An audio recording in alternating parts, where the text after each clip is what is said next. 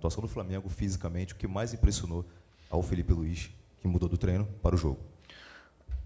Não me impressiona porque eu já conheço os jogadores, já sei da forma que eles têm de lidar, a ambição que esses jogadores têm, de jogar, de performar, de se divertir dentro do campo. Você falou aí bem, quando o time tem tempo para treinar, ele desenvolve todas as ideias, ele pega todos os conceitos. Hoje, por mais que tenha sido um jogo com um volume de finalizações muito grandes, existem coisas para melhorar, sim, com certeza, mas foi um jogo espetacular. O que eu gostei foi, principalmente, que os jogadores se cuidaram bem, sabem a prioridade que é cuidar do próprio corpo e a qualidade que eles têm. Só de perto você consegue entender o nível de jogador que nós estamos falando hoje no elenco do Flamengo. Isso é um nível muito alto e um jogo excepcional.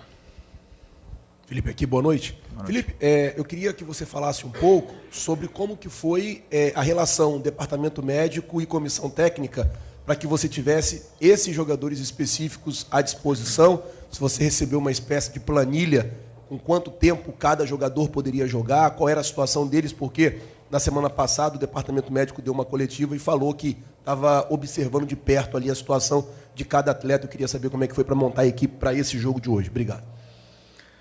Bom, sempre, como é que chama? Transdisciplinar, né? Tentamos sempre conversar com todos os departamentos, depois temos aí os relatórios, mas no final das contas sou eu que tenho o olhômetro ali e falo com os jogadores. Entendi a forma de cada um, alguns estavam à disposição, outros não, não estavam preparados, ou não se sentiam preparados para começar ou para ter uma minutagem mais alta. Mas é um trabalho de todos muito detalhado. O trabalho desde a fisiologia até a preparação física é um trabalho muito físico muito detalhado, e não é à toa que nossa equipe chegou na final do Mundial na prorrogação contra o melhor time do mundo correndo, né? Então, sem machucados. Então eu tenho muito orgulho do meu preparador físico.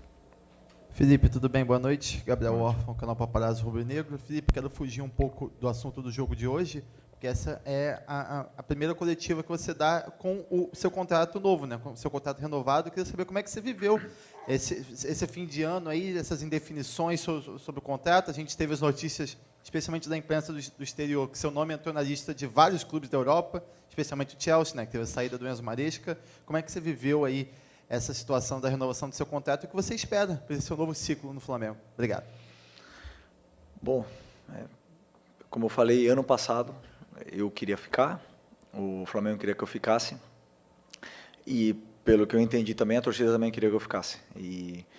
Então o interesse estava aí todo, né? Não somos pessoas fáceis, eu não sou uma pessoa fácil, o BAP também não é, o Boto também não é, os empresários também não são, isso leva tempo, mas nesse processo todo saiu da linha. O que eu escutei e li realmente me deixou muito triste.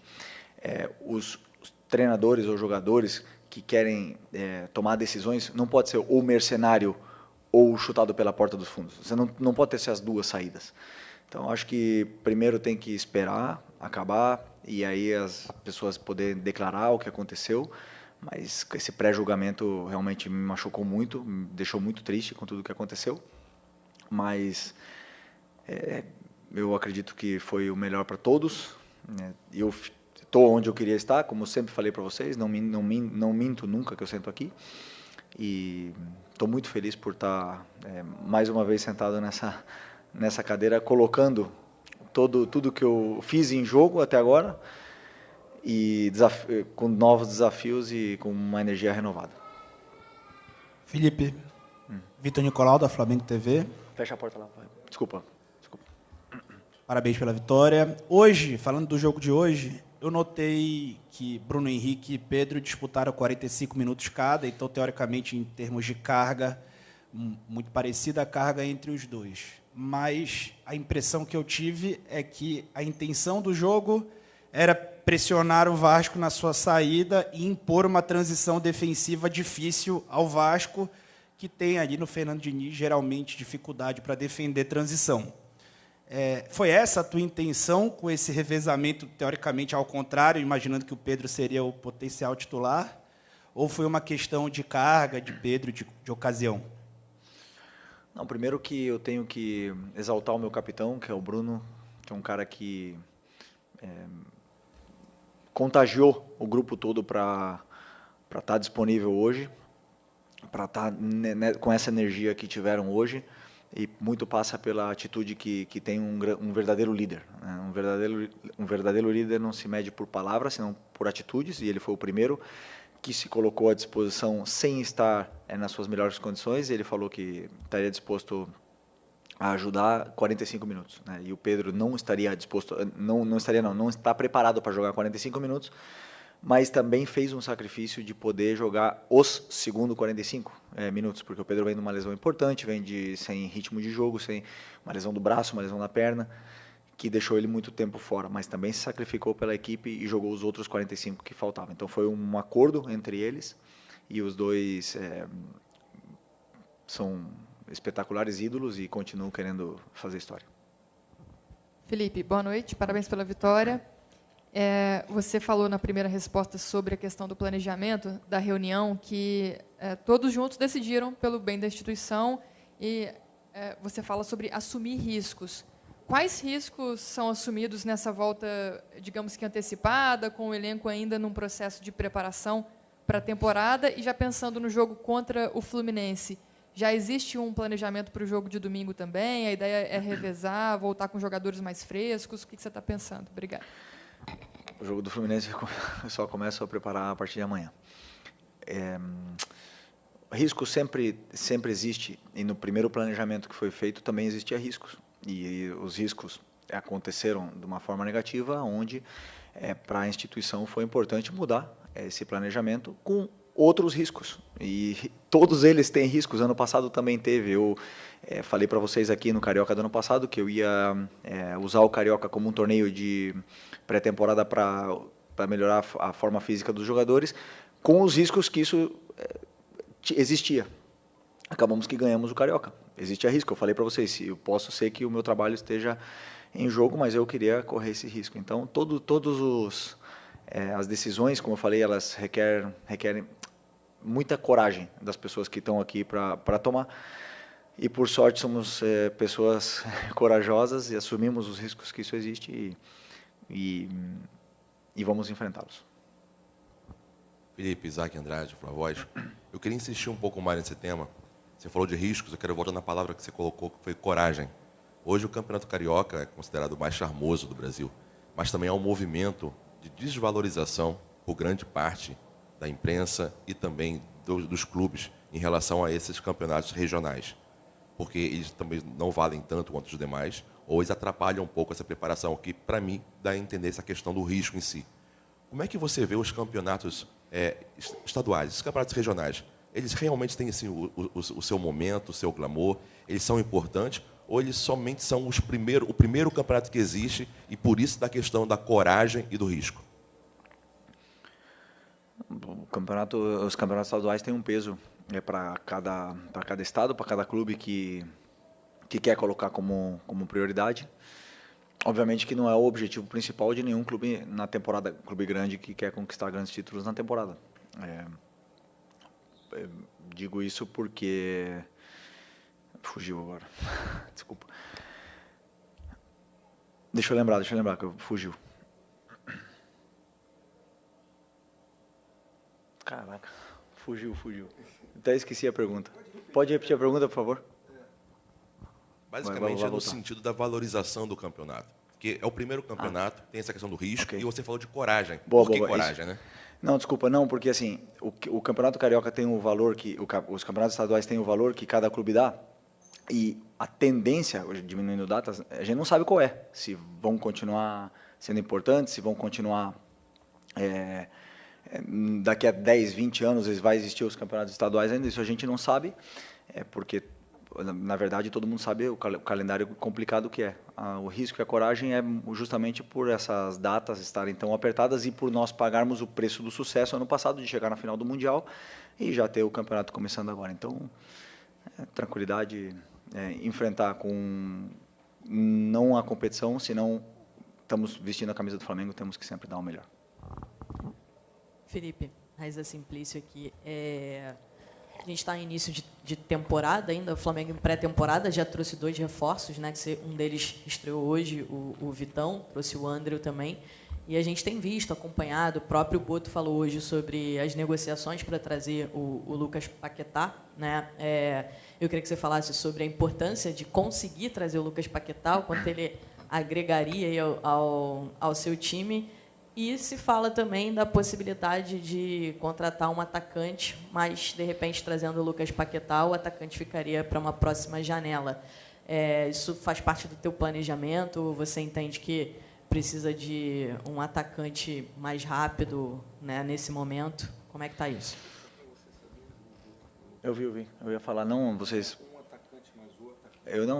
Vocês falaram com a pessoa ideal para falar de elenco, que é o Boto, né? Ele é a pessoa que é responsável, né, junto com o presidente, pela montagem de elenco. Nosso elenco está muito forte, então realmente os jogadores que entram têm que ser os jogadores. E o Paquetá é um jogador do West Ham, então enquanto ele for jogador do West Ham, respeito absoluto pelo clube que pertence agora, mas sabemos todo o amor que a torcida tem por ele. Boa noite, Felipe. Bruna Medeiros, do Desflá. Hoje você utilizou os jogadores da equipe principal, com exceção do Daniel Salles, né, que era o jogador com menos rodagem nessa ocasião. Queria que você explicasse a opção por ele, falasse um pouquinho dele também, das características, e jogando improvisado ainda, né? Por que você escolheu para jogar na esquerda? Obrigada. Porque ele jogou na esquerda praticamente a temporada toda passada, e o Royal fazia muito tempo que não tinha jogado na esquerda. Não jogava no lado esquerdo, na lateral esquerda. O Alex não tinha condição de começar o jogo, e também não era pensado ele jogar muito tempo, e eu confio muito no Salles, foi meu lateral titular quando eu era treinador do Sub-20, é um jogador que já está pronto. Claro que tem coisas que melhorar, mas é um jogador que já está pronto fisicamente, é um jogador que é importante, tem muita qualidade, todos vocês sabem. E infelizmente entrou nesse massacre que foi geral por ter perdido jogos como Sub-20, né? E eu confio em muitos jogadores que lá estão, e não porque perderam 3 jogos que são horríveis, e como se falaram aí, tem muito jogador que sim serve e que a gente está olhando com muito carinho sempre. Então, o Salles é um deles, a concorrência sempre foi muito forte. Ano passado, Wesley, Varela, depois o Wesley saiu, veio o Royal, não teve espaço, tinha 3 laterais esquerdos, e esse ano surgiu uma oportunidade para ele, e vocês viram que é um jogador que já está pronto. Felipe, boa noite. Rodrigo Cerqueira, do Grupo Globo. De todos os feitos que você conquistou no Flamengo, um deles, um que durava muito tempo, ou não acontecia muito tempo, foi ter terminado uma temporada inteira, depois de já ter assumido no ano retrasado. E o jogo que o Flamengo fez hoje, apesar de pouquíssimo tempo de treino, pouquíssimo tempo de preparação física, principalmente, deu a entender que é um time que sabe muito bem o que faz. E isso provavelmente ajudou muito nessa deficiência física desse momento. Quão importante é isso para você, toda essa manutenção que não é muito simples no Brasil, né? Manutenção de trabalho, de treinador, de elenco. Quase todos os jogadores que estiveram em campo esse ano jogaram juntos ano passado. E com tão pouco tempo de treino, parecia um time já em meio de temporada, sabendo o que fazia em campo, correndo poucos riscos, enfim, tudo que o Flamengo apresentou no passado em uma condição física muito melhor durante o ano. Gostei da tua pergunta. O time, a importância da manutenção do treinador é porque os jogadores, além de falar, né, de mim, mas saber que os jogadores sabem o que eu gosto, o que eu peço para eles. Eles sabem o que eles têm que fazer no campo. Já é um ano e alguns meses que eu venho pedindo a mesma coisa, com ajustes pontuais em função de cada plano de jogo. E isso é um time que no outro dia ficou escuro lá no treino. Eu falei que não precisava de luz, os jogadores já sabem perfeitamente jogar e se posicionar no campo sem luz, poderíamos ter treinado. Então, isso é uma coisa que eu gosto de falar para eles, eles sentem isso também, eles mesmos já reconhecem as soluções que a gente treina e dão a solução para o treinador, e isso me deixa muito feliz. E por isso também que eu estou muito honrado de continuar liderando esse grupo e sentando nessa cadeira aqui, que é a cadeira com mais pressão do mundo. Aqui, Felipe, boa noite. Marcos Martins, do canal da KCRN, parabéns pela vitória. Queria te perguntar ainda sobre a questão da agressividade do Flamengo na marcação. Flamengo pressionando alto, Flamengo com muita vontade também na pressão pós-perda. Queria te perguntar se isso foi fundamental para que o Flamengo tivesse esse domínio amplo sobre o Vasco, né? O Flamengo conseguisse encurralar o Vasco no campo de defesa deles, justamente por essa intensidade defensiva, essa dificuldade do Vasco conseguir construir desde trás. Você viu o Vasco errando bastante também, tecnicamente. Queria te perguntar sobre essa tua avaliação sobre esse desempenho defensivo do Flamengo, marcando forte. Bom, primeiro, pela energia que os jogadores colocaram na pressão alta. Segundo, que recuperaram as forças. Essa quebra entre parar o corpo, que depois de uma temporada de 11 meses, o time já não estava com força para pressionar no final da temporada passada. Perdemos a bola em alguns jogos, diga-se Pirâmides no segundo tempo, o Cruz Azul no primeiro tempo, e o time já não tinha a mesma força. Portanto, fazer essa quebra muitas vezes é muito importante. Nós não tivemos por causa do Mundial, e os jogadores recuperam essa força e essa energia para poder pressionar. O meu objetivo agora é que eles consigam manter, que eles consigam alcançar o melhor nível físico deles para poder performar dessa maneira por mais tempo, né? Esse é o meu grande desafio. Felipe, boa noite.